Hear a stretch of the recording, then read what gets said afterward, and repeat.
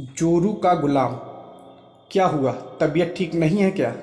नहीं विशाल, जाने क्यों बहुत चक्कर आ रहे हैं, बिल्कुल उठा नहीं जा रहा। कोई बात नहीं, कमज़ोरी है, बस तुम आराम करो, मैं चाय बनाता हूँ। लेकिन विशाल, मम्मी जी नाराज़ हो जाएंगी, रोज़ तो सब तुम ही करती हो, एक दिन क्या मैं नहीं कर सकता? तुम आराम करो। विशाल ने सोनम के बालों को फैलाकर मुस्कुराते हुए कहा। तो सोनम भी मुस्कुरा उठी और निश्चिंत मन से आंखें बंद कर करवट बदल लिया। सोनम और विशाल की शादी को अभी कुछ ही महीने बीते थे। विशाल के घर में सिर्फ उसकी माँ रोमा जी थीं। विशाल के पिताजी कुछ सालों पहले गुजर चुके थे। विशाल की माता जी पुराने ख्यालों की महिला थीं। उन्हें यूं विशाल का सोनम का हाथ बांटना बिल्कुल पसंद नहीं आता था। विशाल एक बहुत ही नेकदिल इंसान था, आम मर्दों से अलग सोच रखता था। जहाँ तक होता, सोनम की घर के कामों में भी मदद कर देता था। रोमा जी जब भी विशाल को सोनम की मदद करते देखती, मन ही मन चिढ़ जाती थी। सोनम जानती थी उसकी सासू माँ को ये पसंद नहीं आता था, तो वो हमेशा विशाल को मना करती, लेकिन विशाल नहीं मानता था। कभी गीले कपड़े छत पे सूखने डाल देता, तो कभी रसोई में मदद करने चला आता था। विशाल, आप रहने दीजिए, मैं कर लूँगी। क्यों कर लोगी? अकेले मैं भी मदद करता हूँ, जल्दी काम होगा तब तो कुछ समय हम दोनों को भी मिलेगा। लेकिन माँ जी। क्या माँ जी? शादी के पहले मैं उनकी भी तो मदद करता था, सो अब तुम्हारी कर रहा हूँ। हंसते हुए विशाल कहता तो सोनम चुप हो जाती, लेकिन सासू माँ के चेहरे पे आते जाते भाव उसे सब बता जाते कि बेटे का यूं रसोई में बहू का हाथ बटाना उन्हें रास नहीं आता था। इधर कुछ दिनों से सोनम की तबीयत कुछ ठीक नहीं रह रही थी। कमजोरी के कारण अक्सर चक्कर आ जाते थे। सब कुछ जान सुन के भी रोमा जी निर्विकार भाव से चुप्पी लगाए रखती, जैसे कुछ मालूम ही ना हो। सोनम को अपनी सासू माँ के व्यवहार से बहुत दुख होता, लेकिन सीधी सरल सोनम मौन रख उनका मान रख लेती थी। आज भी सोनम को आराम करता छोड़ विशाल ने चाय बना, खुद भी पिया और अपनी माँ को भी दिया। तूने क्यों चाय बनाई विशाल? बहू कहाँ है? माँ, सोनम की तबीयत ठीक नहीं, वो तो सो रही है। डॉक्टर को दिखा दिया, दवा करवा दिया, अब ये कैसी कमजोरी है जो जा ही नहीं रही है? कैसी बीमार बहू घर आ गई है?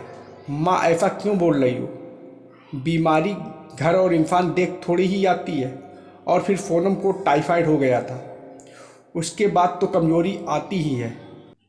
वो तो ठीक है, लेकिन नाश्ते का क्या होगा? मेरी भी उम्र हो चली है, मुझसे इतना काम नहीं होता।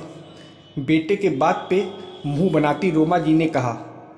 माँ की बात पे विशाल आश्चर्य में पड़ गया। अभी 6 महीने ही हुए थे सोनम को बहू बन आए हुए। उसके पहले तो सारा काम माँ अकेली ही करती थी। एक काम वाली आती थी सफाई करने, उसके साथ भी माँ लगी रहती थी। और अचानक 6 महीने में माँ इतनी बूढ़ी हो गई कि एक कप चाय भी नहीं बना सकती थी। माँ के साथ बहस करना विशाल को किसी भी दृष्टिकोण से उचित नहीं लगता था, इसलिए उसने बिना कोई जवाब दिए नाश्ते की तैयारी की और ऑफिस निकल पड़ा। थोड़ा सोकर सोनम उठी तो तबीयत संभली लग रही थी। नहा धोकर दोपहर का खाना बनाया। माँ जी, खाना खा लीजिए। बहुत जल्दी बना दिया खाना बहू, अब सीधा रात को ही खाऊंगी। मेरा मन तो मेरे बेटे की हालत देखकर ही भर गया। अच्छा खासा मेरा श्रवण कुमार जैसा बेटा जोरू का गुलाम बनकर रह गया है। सासू माँ की रूखी बातें सुन सोनम की रुलाई फूट पड़ी। चुपचाप सास को खाना देकर कमरे में आ गई। पिछले 6 महीनों की बीती बातें आंखों के आगे चलचित्र सी घूम रही थीं। कितनी खुश थी सोनम विशाल को अपने हमसफर के रूप में पाकर। उसका सौम्य स्वभाव और सुलझा व्यक्तित्व सोनम को बहुत पसंद आया था। छोटा सा परिवार था विशाल का। कहाँ तो सोनम ने सोचा था कि अपनी सासू माँ की सेवा कर उनका दिल जीत लेगी, लेकिन यहाँ तो सासू माँ हमेशा उखड़ी उखड़ी रहती सोनम से। शाम को विशाल ऑफिस से आया तो सोनम की सूजी आंखें और माँ का सूजा मुंह जैसे सब बता दिया उसे। समझ तो विशाल भी रहा था कि उसकी माँ का व्यवहार पूनम के प्रति अच्छा नहीं, लेकिन माँ को दुख ना हो तो चुप लगाए हुए था। क्या हुआ माँ, सब ठीक है ना?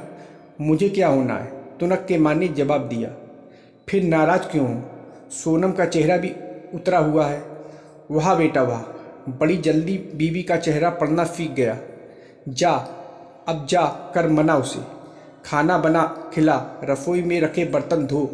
पक्का जोरू का गुलाम बन गया है तू। ऐसी उम्मीद ना थी तुझसे। कभी देखा है अपने चाचा ताऊ के बेटे को उनकी पत्नियों की मदद करते? वो तो अच्छा है हम अलग रहते हैं, वरना सबके बीच मजाक बनकर रह जाते हम माँ बेटे। माँ की बातें सुन विशाल फन्न रह गया। ये कैसी बातें कर रही हो माँ? अगर पत्नी बीमार है और पति उसकी मदद कर दे तो वो जोरू का गुलाम बन जाता है?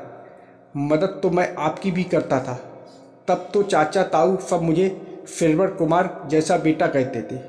अब अगर मैं पूनम की मदद कर रहा हूँ, वो भी तब जब उसकी तबीयत ठीक नहीं है, तो मैं गुलाम बन गया? माँ, जब पूनम हम दोनों का ध्यान रख सकती है तो क्या मेरा और आपका फ़र्ज नहीं कि हम उसका ध्यान रखें? मेरे हर ज़रूरत में वो मेरे साथ खड़ी रहती है, तो मैं क्यों ना खड़ा रहूं उसके साथ? पति पत्नी का रिश्ता बराबरी का होता है। ये कहाँ लिखा है कि सारे काम पत्नी के और आराम पति के होते हैं? घर के कामों में अपनी पत्नी की मदद करने से ना तो मैं जोरू का गुलाम बनता हूँ और ना ही मेरी मर्दांगिनी कम होती है। मर्दानगी तो औरत को सम्मान देने में है, उसे बराबरी का अधिकार देने में है। बल्कि मैं तो फक्र से कहता हूँ कि मैं जोरू का गुलाम नहीं, एक जिम्मेदार पति बनने की कोशिश कर रहा हूँ। माँ, बहुत छोटा परिवार है हमारा, बस हम 3 ही तो हैं। आप बड़ी हैं, हमारी माँ हैं। ऐसे में अगर आप हम दोनों को प्यार और आशीर्वाद नहीं देंगी तो कौन देगा? माँ, पूनम बहुत अच्छी लड़की है, उसको प्यार देंगी तो बदले में आप भी मान सम्मान पाएंगी। विशाल की बातें सुन रोमा जी भी दंग रह गई।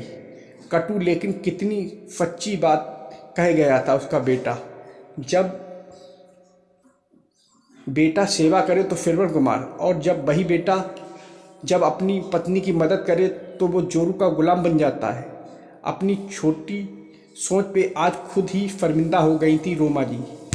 माँ जी के चेहरे पे आए भाव पढ़ मन ही मन विशाल भी समझ गया कि आज उसकी माँ को रिश्तों की सही परिभाषा समझ आ गई थी। विशाल का मन निश्चिंत हो उठा था, क्योंकि अब उसका परिवार एक सुखी परिवार बनने की राह पे चल पड़ा था। जब भी कोई बेटा अपने माता पिता भाई बहन की सहायता या सेवा करता है तो श्रवण कुमार बन जाता है, लेकिन जब वो अपनी पत्नी की मदद कर दे तो जोरू का गुलाम बन जाता है। ये कहाँ तक उचित है?